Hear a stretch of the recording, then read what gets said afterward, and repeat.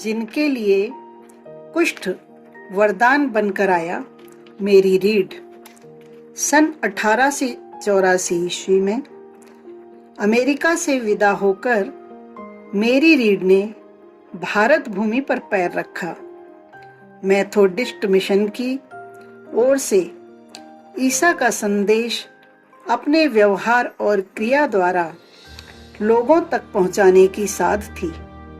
Read के मन में मेथोडिस्ट के व्यवस्थापकों ने उन्हें कानपुर क्षेत्र में कार्य करने के लिए नियुक्त किया था। तुरंत अपने निर्धारित स्थान पर पहुंचकर वे सेवा साधना में संलग्न हो गईं। कहाँ तो अमेरिका की शीत जलवायु और कहाँ भारत की गर्म हवा। अमेरिका से आने वाले जलवायु के बदलाव से होने वाले परिवर्तनों को हानिकारक न होने देने के लिए आवश्यक प्रबंध करके चलते हैं।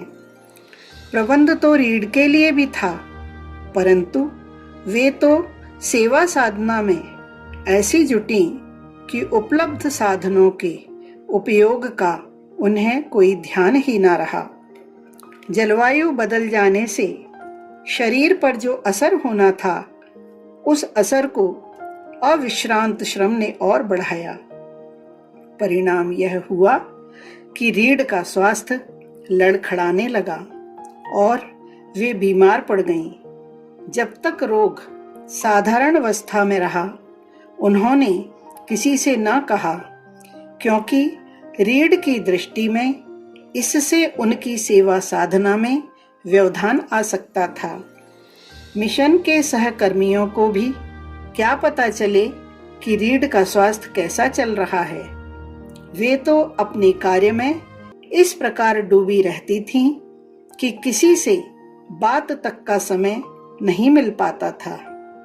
स्वास्थ्य की उपेक्षा से रोग बढ़ता गया और स्थिति यह बन आई कि उन्हें बिस्तर पकड़ लेना पड़ा।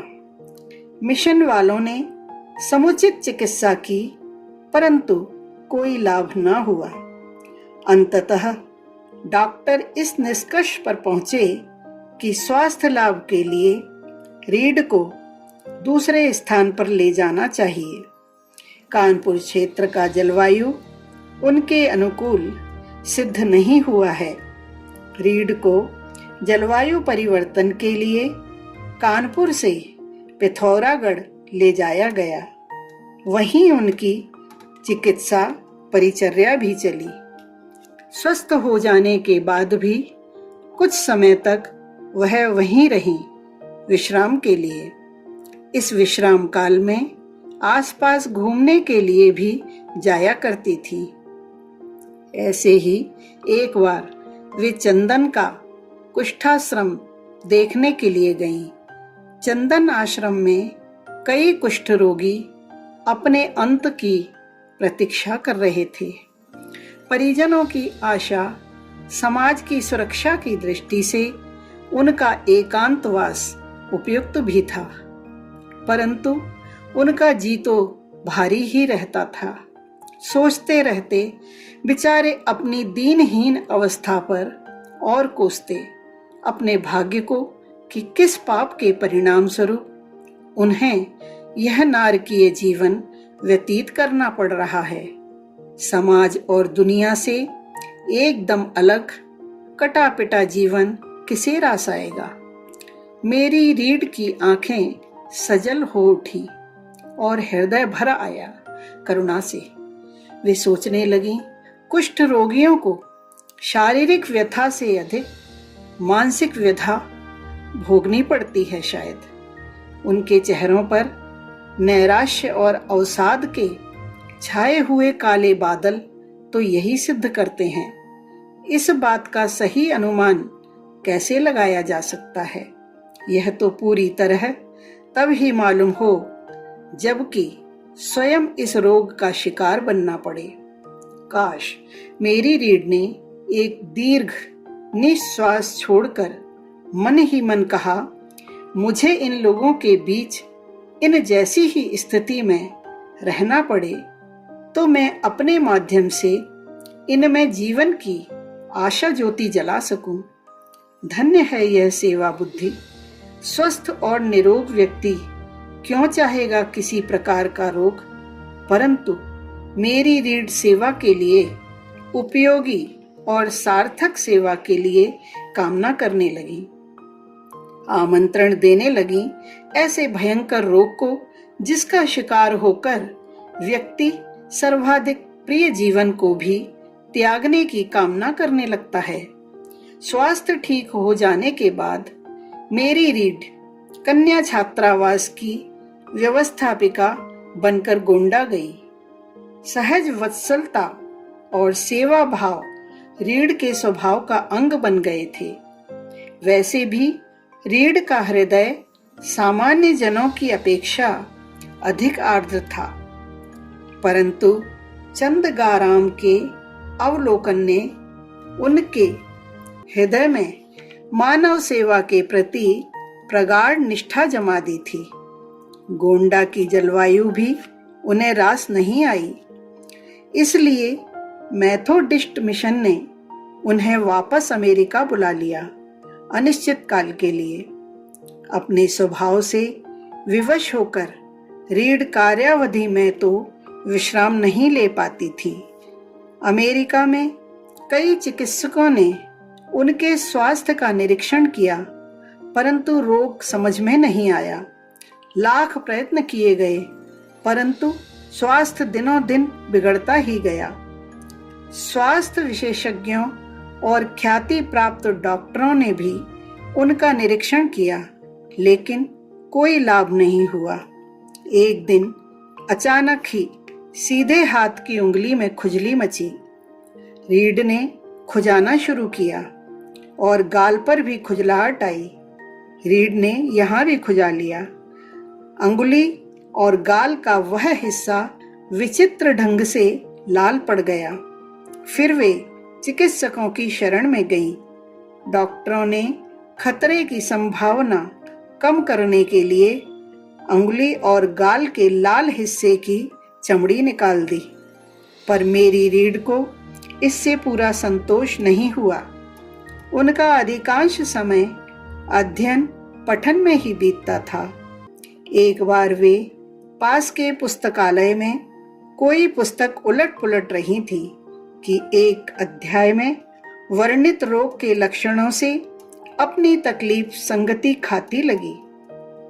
उन्होंने पुनः डॉक्टरों के पास जाना शुरू किया, परंतु कोई भी डॉक्टर सही निष्कर्ष पर नहीं पहुंच पा रहा था।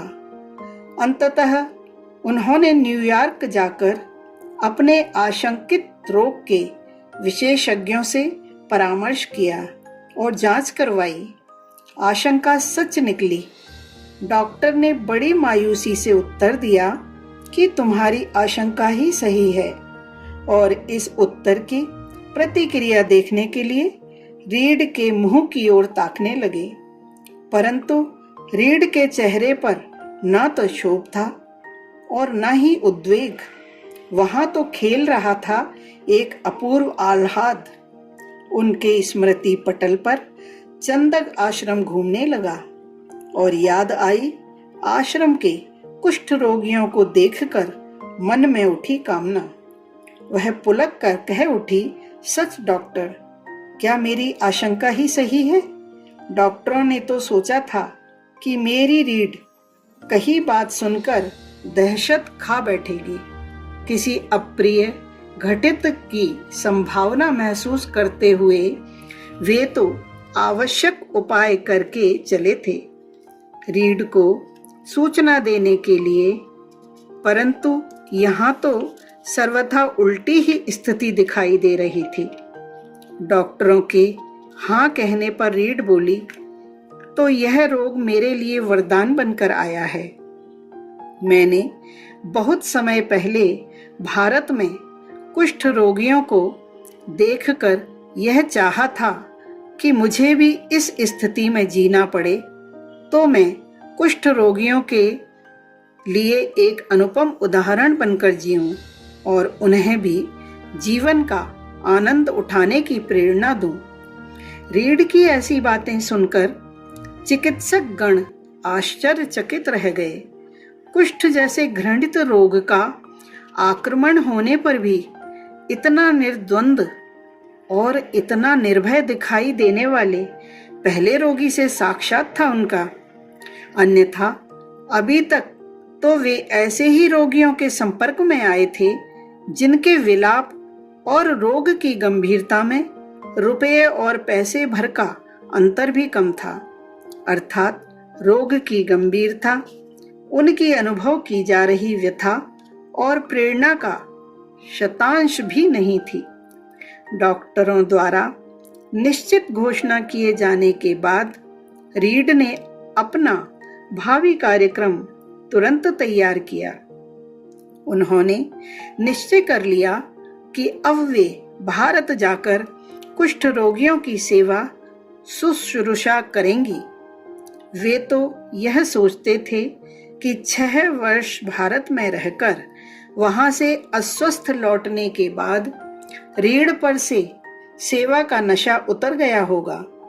अच्छा संपन्न परिवार, स्वजन संबंधियों की भी कोई कमी नहीं थी।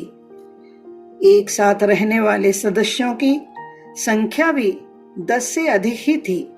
यद्यपि रीढ़ के लिए नौकरी करना भी आवश्यक नहीं था। काफी पैसा और जायदाद का स्वामी था उनका परिवार। इसलिए रीड ने स्वावलंबन के लिए अध्यापन कार्य से अपना जीवन आरंभ किया था और बाद में वे मेथोडिस्ट मिशन के संपर्क में आईं, तो धर्म सेवा का लक्ष्य बना। माता पिता ने सन 84 से पूर्व भी मना किया था रीड को अमेरिका छोड़कर जाने के लिए। उस समय तो वे जैसे तैसे अपने माता पिता को समझा मनाकर भारत चली आई थी। मुश्किल तो था अब उनकी अनुमति पा लेना। इसलिए रीड अपना विचार परिजनों पर व्यक्त करने से हिचकिचाती रही। मन की योजनाओं को मूर्त रूप देने के लिए आखिर परिजनों से तो किसी न किसी प्रकार कहना ही पड़ता। इसलिए एक दिन उन्होंने केवल अपनी बहन को सूचित भर किया, मैं भारत फिर जा रही हूं। बहन ने कहा, पागल तो नहीं हुई हो रीड? तुम्हें पता नहीं है कि पहले भी 6 साल भारत रहकर आई हो और वहां से यह रोग लेकर लौटी हो। अब क्या मरने का इरादा है? इसे रोग नहीं, प्रभु का वरदान कहो बहन। रीड बोली, इसके कारण ही तो मैं पुनः भारत जाकर वहां के कुष्ठ रोगियों की विशिष्ट सेवा का अवसर पा सकी हूं। और रीड माता पिता तथा परिवार के अन्य सदस्यों को बिना सूचित किए भारत चली आई, मेथोडिस्ट की ओर से। भारत आकर वे चंदक आश्रम पहुंची। आश्रम में पहुंचकर उन्होंने वहां निवास कर रहे सभी रोगियों को बुलवाया और कहा कि आप लोग जिस रोग से पीड़ित हैं, भगवान ने मुझे भी वही रोग देकर आप लोगों की सेवा करने के लिए भेजा है। अब मैं आपके साथ ही आप सबकी तरह रहूंगी। रीड के यह शब्द सुनकर सभी आश्रमवासी रो पड़े। उनके हृदय में उमड़े ममता के सागर में आश्रमवासियों की आंखों से बह उठी सरिताएं समा गईं। पहली बार उन्होंने अनुभव किया कि इस दुनिया में हम लोगों से आत्मीयता जोड़ने के लिए भी कोई प्रयत्नशील है। रीड को अमेरिकन होने के नाते आश्रम के पास अलग बंगला मिला, परंतु वे बंगले में रहने के लिए थोड़े ही आई थीं। वे तो आई थीं अपने इष्ट उपास्यों की सेवा करने के लिए, प्रभु के वरदान को फलित पुष्पित करने के लिए। आश्रम में आते ही उन्होंने रोगियों को पढ़ाना प्रारंभ किया। वहां कई लोग निरक्षर थे, ऐसे भी थे जिन्हें जिंदगी में अब कोई आकर्षण नहीं दिख पड़ता था। कुछ एकों ने प्रश्न भी किया, मैडम अब हमें पढ़ लिख कर क्या करना है? दुनिया हमारे किस काम की रही है? मेरी रीढ़ कहने लगी, भाइयों, दुनिया हमारे किसी काम की ना हो तो ना सही, परंतु हम स्वयं अपने लिए तो काम के और उपयोगी हैं। हम अपने आनंद के लिए पढ़ें, अपने जीवन का रस लेने के लिए पढ़ें। अब जीवन से क्या लेना देना, वह तो भार रूप हो गया है। कोई कोड़ी कहता और रीढ़ बड़े प्यार से उत्तर देती, जीवन परमात्मा की धरोहर है मेरे भाई। जब वह उचित समझेगा हमसे वापस ले लेगा। जब तक उसकी अमानत हमारे पास है, हम उसे व्यर्थ क्यों समझें? रीढ़ की बातें सच्चे हृदय और निर्मल मस्तिष्क से निकलती थीं, इसलिए वे आश्रम वासियों के अंतःकरण में बैठती जाती। प्रेम और आत्मीयता का प्रभाव यह हुआ कि आश्रम में रहने वाले कुष्ठ रोगी धीरे धीरे जीवन में रस लेने लगे।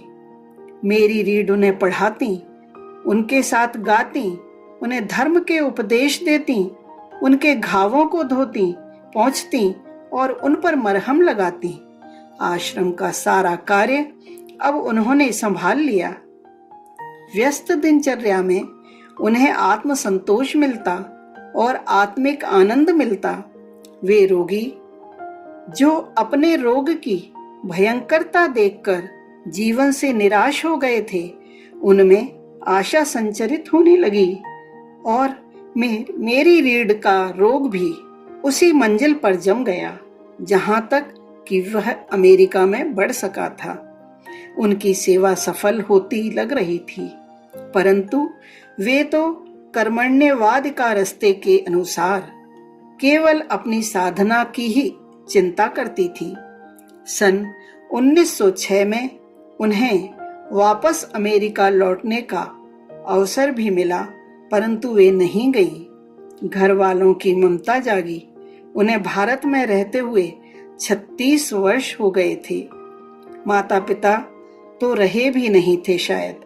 उनकी एक बहन ने लिखा, अब वृद्धावस्था में तो तुम अमेरिका में आकर हमारे साथ रह लो। अब तो तुम्हारा संकल्प पूरा हो गया होगा। रीढ़ ने लिखा, मैंने पूरे जीवन के लिए संकल्प लिया था बहन। अच्छा रहेगा यदि तुम मुझे भूल ही जाओ। इसके बाद भी वर्षों तक जीवित रहकर कुष्ठ रोगियों की सेवा करती रही। अंतिम क्षणों तक उन्हें अपने वरदान को चरितार्थ करने की ही चिंता रही। मनोबल के धनी भाग 2। लेखक पंडित श्री राम शर्मा आचार्य जी।